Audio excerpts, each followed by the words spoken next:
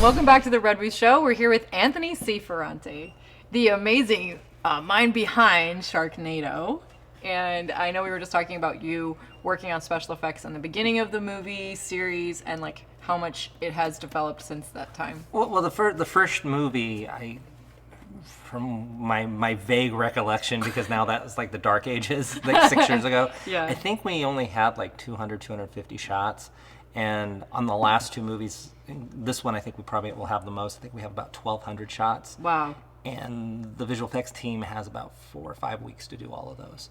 And it's a sprint. It is insane because there's so much stuff that has to get done, and it's amplified in that it's not just the sharks, but you're also doing the blending of the weather between scene to scene. Like there's a lot of snow now. We're adding snow elements to stuff so it matches. Like we'd be shooting a scene and doing a close up, and there's snow, and we do a reverse and there's no snow because of just the weather just was so chaotic there. And so we have to sometimes blend those things together. Why did you have to shoot there? What made you decide to shoot? It was just that because of the different time periods, the studio there actually had things that matched our time periods, as opposed to going someplace where maybe we had one thing and then we had to go build something. It was self-contained. Castel Studios over there, cool. Which I shot my second film there, Headless Horseman. So I'd been to Romania before. They have an amazing crew, and it's they're just incredible. That's awesome. When the amount of stuff that we plow through, we ended up shooting I think 170-page script,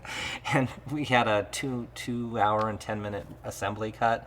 It has to get cut down to 86 minutes when we deliver it. How are you going to do that? We already did it. You did it? Yeah, but the thing is, the more footage that you have, the better. Like it's what I call ass. It's like you cut the ass out. You cut no. It's like you have, if you have more stuff, things that don't work. Mm-hmm. It's the stuff that just like, okay, we didn't have time to do that, or this line doesn't work. So you're like, that's ass. That's ass. Cut the ass out. Yeah. No, that's what we do. And then it gets down and it actually flows. Because the danger with low budget movies is that you come in short. So if you have like 90 minutes and you have to deliver an 85-minute movie, there's nowhere to go. So you're going to either have to pad it with stock shots, or you basically have to leave stuff in that you don't want to have in there. All my films, there's stuff that it's like this stuff disappears. Okay, this goes away. No one is to ever see this because it's so terrible. After we left Florida when we shot number 3, a truck overturned on the highway filled with sharks, I believe. No. Yes, I believe that happened. For real? I believe so. Yes, it was either that or crocodiles. It was one of them, but I think it was sharks. So it's like, and when we left Australia last year, apparently there was a shark that fell from the sky at some point during a storm. Yeah, no. So yeah, no. The idea of sharks in a storm is actually true. Fish have fallen from the sky during storms, and sharks do occasionally get sucked up and thrown out in storms. If you go check at YouTube, that stuff exists. So we're not far from reality, except that we don't throw bombs into the tornadoes to destroy the sharks. Wait, I'm still stuck on this. So an actual shark really actually flew in Australia? Well, it landed in somewhere, yes. Somewhere. Yeah, see, all this stuff bleeds together, so it's a selective memory at this point. But I know that every time we leave, something weird happens. Like it's like, oh, this could never happen, and then this happens. And then it actually does. Something, yeah, like the fact that we left Florida and truck overturned of sharks, and we'll soon find out it's probably alligators, but I'm pretty sure it was sharks. Well, you're just bringing in the tornado with you wherever you go.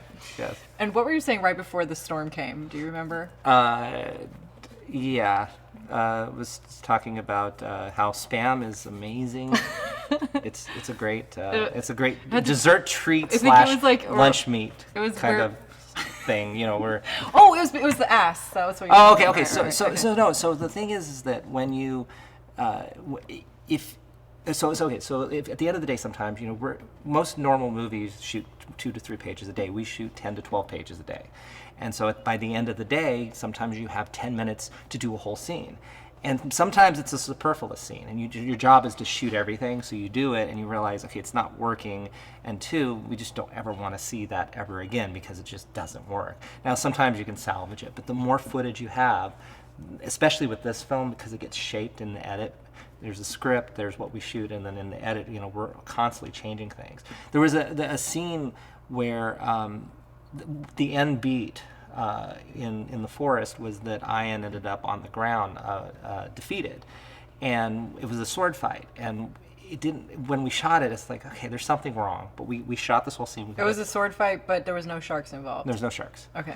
Yeah, that would have been fun if it had a swordfish, but we don't have swordfish. We have sharks. It was so at the end of the scene that happened, but we shot a lot of coverage, and we got in the edit. It's like, okay, it just doesn't work. It makes Finn look weak, and so we took it out of the edit.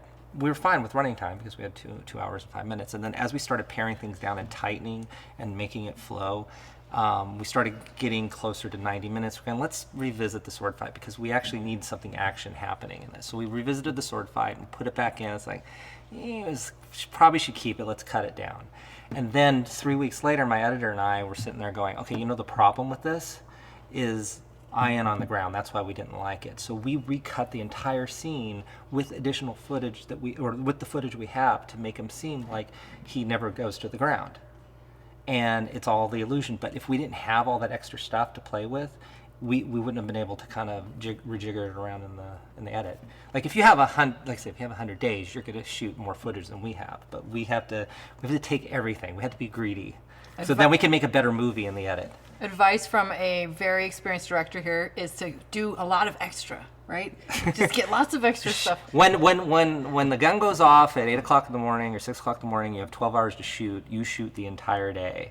There's other stuff too that we do that is absolutely insane, but it's by necessity. We've done 12-minute takes before, where we have about 25 setups in it, where I'll take the Steadicam and it'll be the end of the day, and I'll just go, okay, here's the shot, wide shot, okay, great, you got it, okay, say your lines, okay, move in, get a medium, okay, say, okay, move over there, get that, okay, get that insert.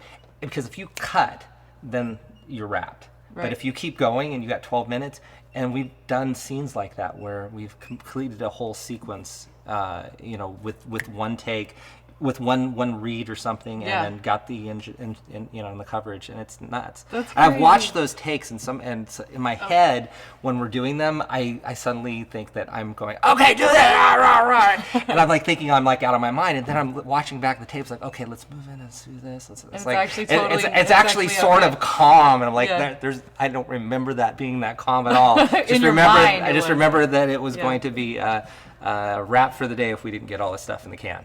So. Amazing. Okay, well, we have to take another quick break. We'll be right back with Anthony C. Ferrante.